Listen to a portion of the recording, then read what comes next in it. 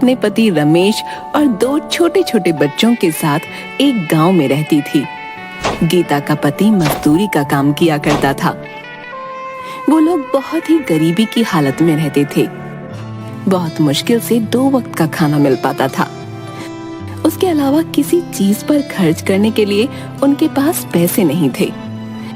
रमेश की माँ भी काफी बूढ़ी और बीमार थीं। उनकी जिंदगी इसी तरह चल रही थी कि अचानक एक दिन रमेश को काफी तेज बुखार आता है और सही इलाज न मिल पाने के कारण उसकी मृत्यु हो जाती है। गीता के पति का एक छोटा भाई राजू भी था, जो बहुत चालाक किस्म का आदमी था। भाई की मृत्यु के बाद वो थोड़े दिन उसके परिवार और माँ की सेवा का नाटक करता है। कुछ दिनों में अपनी माँ को उल्लू बनाकर खेती बाड़ी की सारी जमीन अपने नाम लिखवा लेता है। राजू अपनी माँ से कहता है, देखो माँ, भाई की तो अब मृत्यु हो चुकी है। भाभी तो जाकर खेतों में काम करेंगी नहीं, सो मुझे ही सब देखना पड़ेगा। इन कागजों पर अंगूठा लगा दो। बाकी भाभी और बच्चों की चिंता मत करो, उनका सारा खर्च मैं उठा लूंगा। तुम लोगों को चिंता करने की जरूरत नहीं है। बूढ़ी माँ राजू की बातों में आकर अंगूठा लगा देती है, पर राजू बहुत मक्कार निकलता है। 2-4 दिनों में वो जमीन को औने पौने दाम में बेचकर गांव से फरार हो जाता है। कैसा कपूत पैदा किया मैंने, जो अपने ही घर को बर्बाद करके भाग गया। अब हम लोग क्या करेंगे? गीता पर तो दुखों का पहाड़ टूट पड़ा। वो सोचने लगती है, मैंने तो आज तक कोई काम नहीं किया, कभी घर से बाहर नहीं निकली। मैं इन 2 छोटे बच्चों को और अपनी बूढ़ी सास का कैसे ख्याल रखूंगी? भगवान ने हमारे साथ बहुत अन्याय किया। घर का एकमात्र सहारा हमसे छीन लिया। कुछ दिन बीतने के बाद खाने पीने का जो थोड़ा बहुत सामान था वो सब खत्म हो गया। अब तो ना घर में राशन था और ना ही पैसे बचे थे। गीता अपनी सास से कहती है, माँ जी, जो भी पैसे जुड़े हुए थे वो सब खत्म हो गए हैं। कुछ दिन तो कट गए, पर अब आगे का कुछ सोचना पड़ेगा। आस पड़ोस के लोग कुछ दिन तो उन लोगों की मदद करते हैं, पर धीरे धीरे सब लोग उन्हें उनके हाल पर छोड़ देते हैं। गीता अपनी बेटी से कहती है, बेटी, अब बस केवल थोड़े से दाल और चावल ही बचे हैं। आज का ही खाना बन पाएगा। कल से मुझे कुछ काम ढूंढने जाना पड़ेगा। मैं बहुत चिंतित हूँ कि तुम लोगों को अकेला छोड़कर मैं काम पर कैसे जाऊंगी। माँ जी भी तो बीमार रहती हैं, उन्हें किसके भरोसे छोड़कर जाऊं? आप चिंता बिल्कुल न करें। आप तो भगवान की इतनी पूजा करती हैं, वो जरूर आपकी मदद करेंगे। हाँ बेटी, अब भगवान ही हमारी मदद कर सकते हैं। तुम भी उनसे प्रार्थना करना। चलो अब खाना खा लो। बच्चों और सास को खाना खिला लेने के बाद केवल थोड़ा सा ही खाना उसके लिए बचा। गीता जैसे ही खाना खाने के लिए बैठी, तभी बाहर से आवाज आती है, क्या कोई घर पर है? इस भूखी बुढ़िया को भी खाना खिला दो। बूढ़ी अम्मा की आवाज सुनकर गीता तुरंत बाहर आती है और उन्हें बैठने के लिए कहती है। गीता ने अपने लिए जो थोड़े से दाल चावल रखे थे वो उस बुढ़िया को देने के लिए प्लेट में डालकर ले आती है। ये जो थोड़ा बहुत खाना है खा लो, मेरे पास आज केवल इतना ही भोजन है, आप इसे ग्रहण कर लें। बूढ़ी अम्मा खाना खाते खाते गीता से पूछने लगती हैं, क्या हुआ बेटी, उदास क्यों है? गीता उस बूढ़ी अम्मा को सारी कहानी बताते हुए कहती है कि किस तरह अचानक उसके पति की मृत्यु के बाद घर का सारा भार उसके ऊपर आ गया और कमाई का कोई जरिया नहीं है। आज तो राशन भी खत्म हो गया है।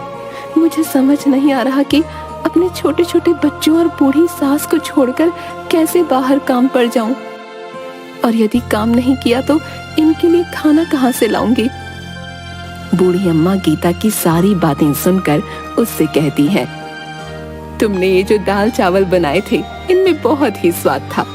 तुम्हारे हाथ में स्वाद है।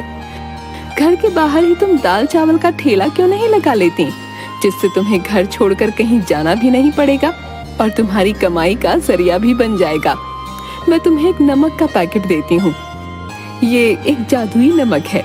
तुम अपने खाने में इसी पैकेट से नमक डालना, फिर देखना उस खाने का स्वाद। तुम्हारा सारा खाना हाथों हाथ बिक जाएगा और तुम्हें कभी पैसे की कोई परेशानी नहीं होगी। ये कहते हुए बूढ़ी अम्मा गीता को एक नमक का पैकेट देती हैं। आपका बहुत बहुत शुक्रिया अम्मा, आपने तो मेरी समस्या हल कर दी। अब मैं घर पर रहकर ही सब काम कर लिया करूंगी और मुझे अपने बच्चों को छोड़कर कहीं दूर भी नहीं जाना पड़ेगा। तुम बहुत ही अच्छे दिल की औरत हो। तुम्हारे मन में लोगों के लिए दया भाव है और तुम लोगों की मदद करना चाहती हो, इसीलिए मैं तुम्हें ये जादुई नमक दे रही हूँ। ये तुम्हारी बहुत मदद करेगा। हाँ, ये याद रखना, ये पैकेट कभी भी खाली नहीं होगा।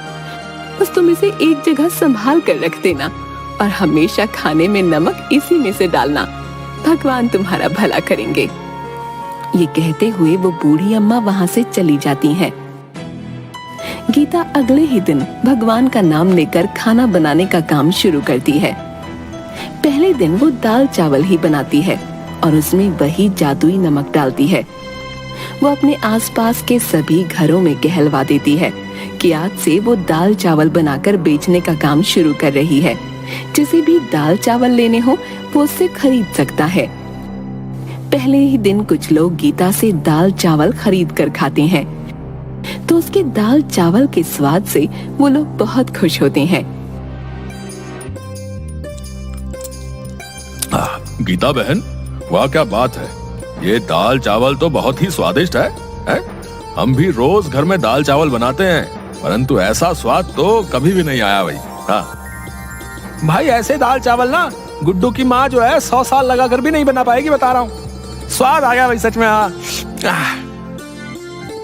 गीता के बनाए दाल चावल धीरे धीरे पूरे गांव में मशहूर हो जाते हैं। पूरे गांव भर में उसके दाल चावल की तारीफ होने लगती है।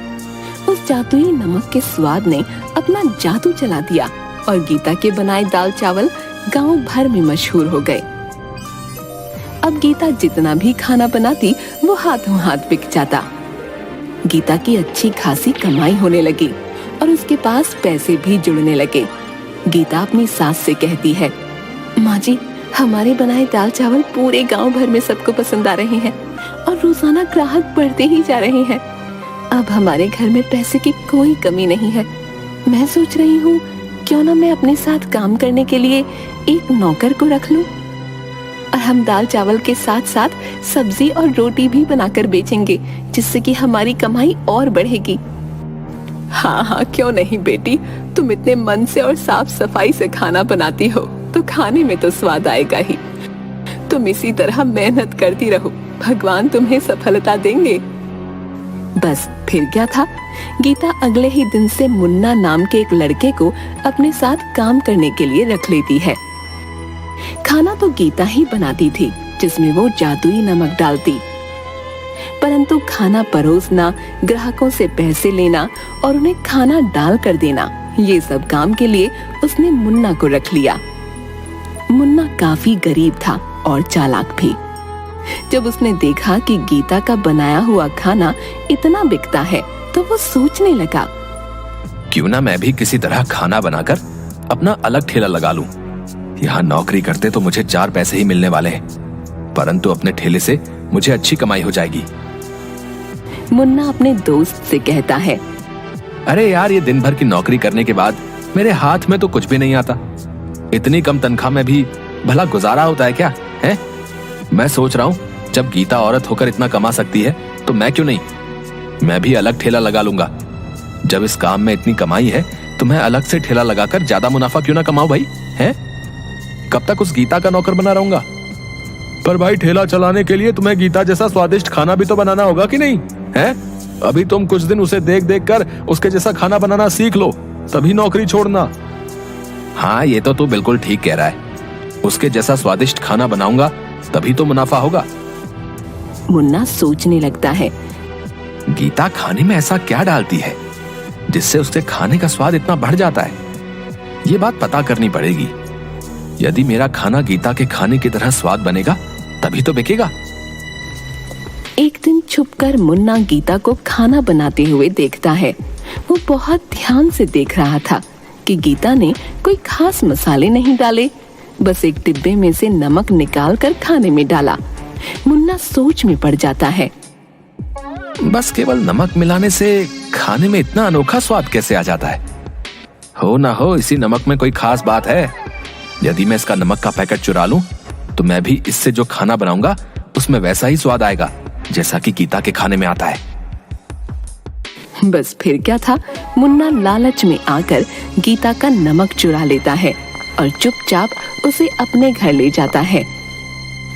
गीता की बेटी ने मुन्ना को नमक चुराते हुए देख लिया था। वो सारी बात अपनी माँ को बता देती है। गीता ये सुनकर बहुत परेशान हो जाती है कि उसका नमक चोरी हो गया। अब उस जादुई नमक के बिना वो खाना कैसे बनाएगी? वो रोते रोते भगवान के आगे प्रार्थना करने लगती है। हे भगवान, मेरी मदद करो। वो बूढ़ी माँ जी जो मुझे नमक देकर गई थी, वो दुष्ट मुन्ना ने चोरी कर लिया। अब मैं क्या करूंगी? मेरी मदद करो भगवान। गीता जैसे ही रसोई घर में खाना बनाने जाती है, वो देखती है कि वैसा ही नमक का एक और पैकेट वहाँ पड़ा है। गीता ये देखकर बहुत हैरान हो जाती है कि ये नमक का पैकेट यहाँ कैसे आ गया। गीता भगवान का शुक्रिया अदा करती है कि उन्होंने उसकी मदद की। वो तुरंत जादुई नमक से खाना बनाने लग जाती है। उधर दूसरी ओर मुन्ना भी उस चुराए हुए नमक से खाना बनाकर अपने ठेले पर लगाता है और सभी लोगों से कहता है, आइए आइए और मुन्ना के ठेले पर आकर स्वादिष्ट खाना खाएं। लोग मुन्ना के ठेले पर खाना खाने आते भी हैं, पर जैसे ही वो लोग खाना मुंह में डालते हैं, उसे थूकने लगते हैं। अरे थू थू थू थू थू थू, हैं? इतना बेस्वाद और गंदा खाना है।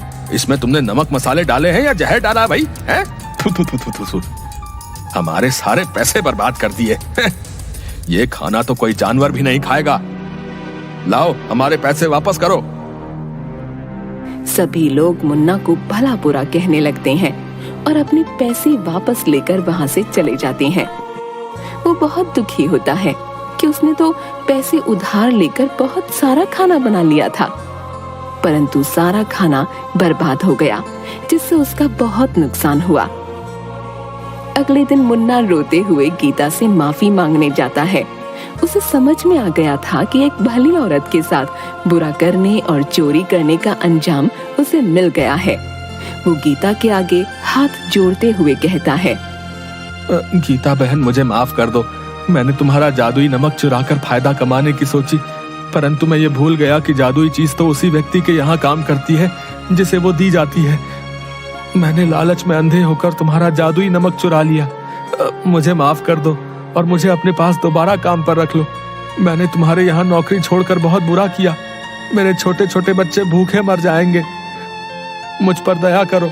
मैं आइंदा कभी भी तुम्हें शिकायत का मौका नहीं दूंगा। मुन्ना को इस तरह से रोते देख गीता का मन पसीज जाता है। गीता मुन्ना से कहती है, अरे अब तुम रोना बंद करो। मैं इतनी कठोर नहीं हूँ कि तुम्हें दोबारा काम पर ना रखूं और तुम्हारे बच्चों को भूखा मरने के लिए छोड़ दूं। तुम्हें अपनी गलती का एहसास हो गया, बस इतना ही काफी है। पर आगे से हमेशा ये बात याद रखना कि किसी दूसरे की चीज पर अपनी नियत खराब मत करना, क्योंकि चोरी की चीज कभी तुम्हें अच्छा फल नहीं देगी, बल्कि उसके दुष्परिणाम ही तुम्हें भुगतने पड़ेंगे। मुन्ना को अपनी गलती समझ आ जाती है और उसके बाद से वो पूरी ईमानदारी के साथ गीता के यहाँ काम करने लगता है।